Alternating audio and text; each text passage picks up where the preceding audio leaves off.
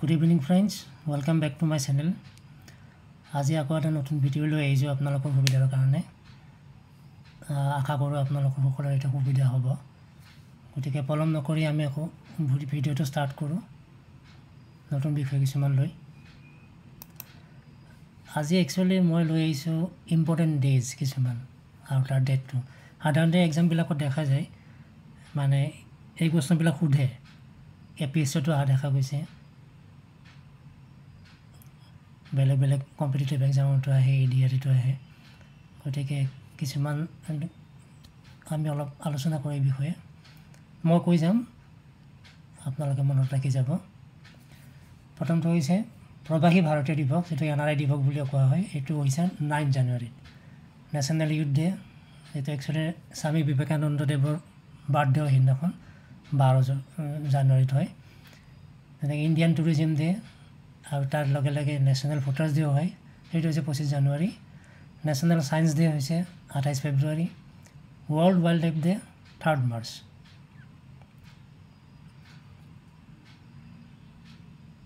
চাই লওক অকণমান।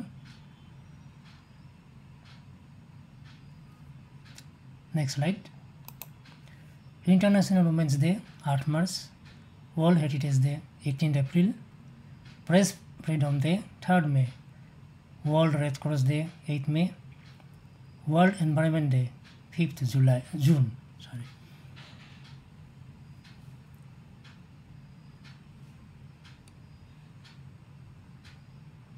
Next slide please. International Yoga Day is 21st June. World Diabetes Day 27 June. Kargil Vijay Divas. It was 26 July. Hiroshima Day 6th August. International Youth Day 12 August.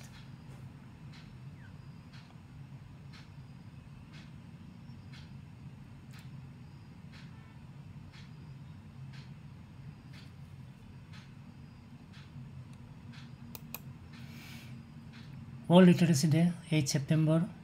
World Tourism Day 27 September. World AIDS Day 1st December.